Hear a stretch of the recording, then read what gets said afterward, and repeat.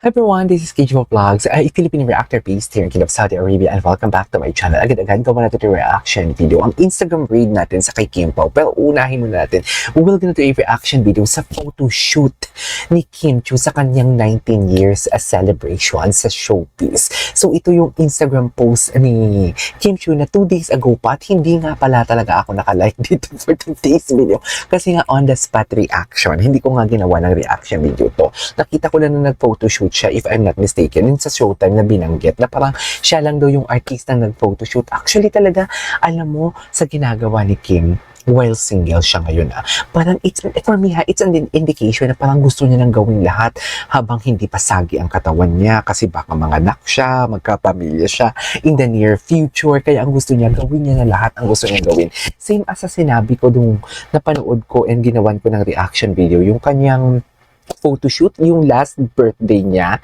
na parang pasabog talaga siya. So parang doon ko na something like na nasabi na parang, oh my God, this is something like an indication na parang this is the last maybe nagagawa si Kim Chiu ng ganitong photoshoot na very revealing, very sexy, na single siya.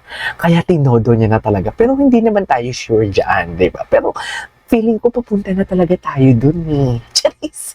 Diba? So basically, ng 10 years ba siya nag-photoshoot siya? Parang hindi ko alam. Hindi ko din alam kung sa 15 years siya nag-photoshoot siya, 16 or yearly nag-photoshoot siya.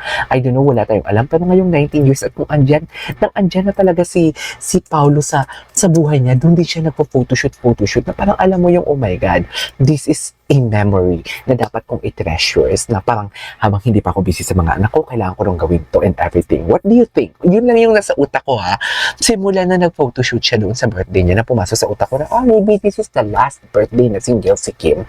And right after that, kaya tinotodo niya na talaga. So I won't take any longer. Basahin muna natin yung caption.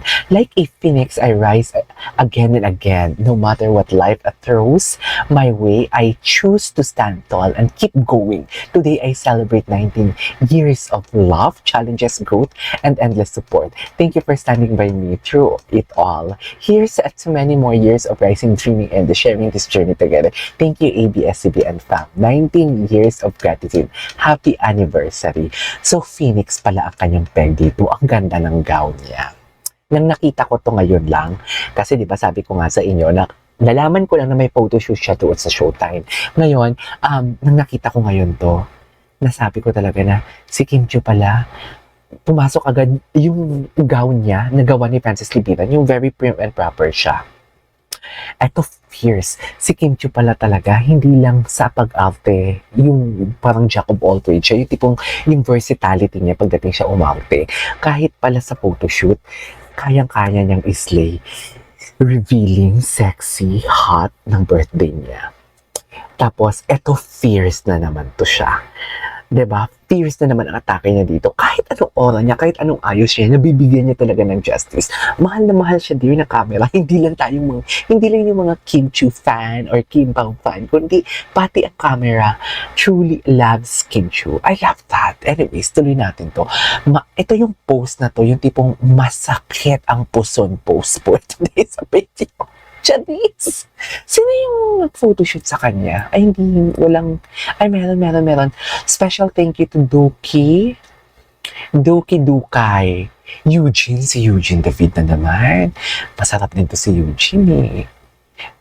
Credits to the owner for the last photo. Okay. Anong last photo kaya yun? Atake, no? Di sa mga ganitong photoshoot, mahina ang 50,000 or 100,000 dito. Sa true, mahina ang 50 or 100,000 dito. Ganyan yung atake nila. Ginagastosan talaga nila. Tsaka in my world pala nakalagay dito, ang ganda ni Kim Chiu. Back atake. Sino ka dyan? Puta kayo. Ganun ang atake. Tumabi kayo. Yung tipong alam mo yung very sophisticated class na nananakit ng katulong. Ganyan ang aura. Hindi nananakit si Kim Chiu ng katulong Bakit ganun? Bakit ganun yung atake natin, nananakit ng katulong? Hindi siya nananakit ng katulong for today's video, okay? Ay, ang ganda nito. Ang ganda nito.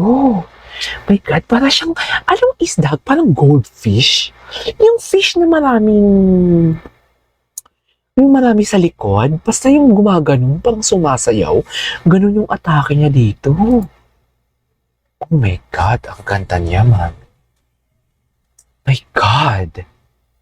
Oh my God. Hindi ko siya kinakaya. Ang ganda niya. Para siyang ancient na Greek, no? Yung mga Greko. Mga Greko dati na mga atake. Ganyan na ganyan. Ang ganda niya, mami. Suffer. Ay. Dear, it's giving me, I'm ready to settle down. Totoo! Oh my God, it's giving me, I'm ready to settle down. Ready na po ako. Go na. Okay na yung pamilya ko. Ako naman. Ganun yung atake niya. Ganun yung atake niya. Okay na ang pamilya ko. Wait lang. Siyempre, ano natin yan? I-save natin yan. Wait lang ha.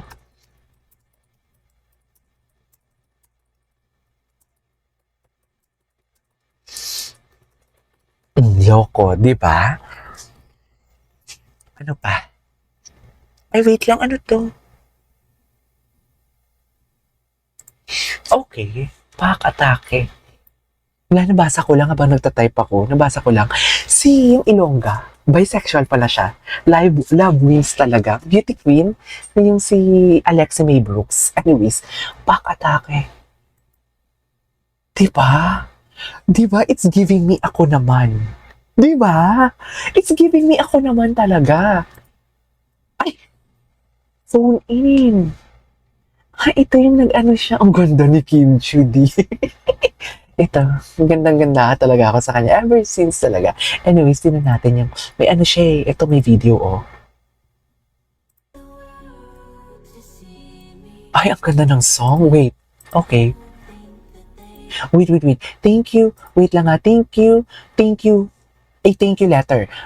Today marks my 90th year in the industry, and as I woke up this morning, I was greeted with a wave of love, videos, photos, and messages that took me back through the years. Each memory reminded me of the beautiful, challenging, and unforgettable journey I've been blessed to work. 19 years ago, I was just a young dreamer who wanted to be seen on television. No idea where life would take me. No, certainly just fate. Who would have thought that one simple dream would turn into a lifelong passion and purpose? It still amazes me. To my loving supporters, those who have been with me from the beginning, and those who joined along the way, you are the reason I'm still here. Your unconditional love, your cheers, your patience, your endless support in every projects, teleseries, variety shows, concerts, movies, commercials. Ang daming S. Ang hirap ko pa naman mag-mention ng S. And even in the quiet moments, thank you. There are no perfect words to express how deeply appreciate each and every one of you. To my PBB family, thank you for changing my life. You gave me my first step. I love that. To my ABS MFA, thank you for the trust, guidance, and all the opportunities that shape me who I am. To all the brands I've worked with, thank you for believing in me. But most of all, to our Lord God, thank you for the life of entertainment, the courage to keep going, and strengthening to remain grounded. This life, this journey, it's all because of you. From the bottom of my heart, thank you. Here's the 90 to the past 90 shape and ahead. Okay. Take, oh. Ang ganda niya. Dear, it's giving me ako naman. Diba? It's giving me ako naman. Totoo lang. Take.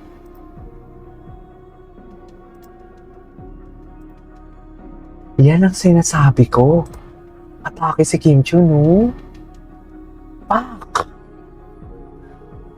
Andiyan kaya si Pao?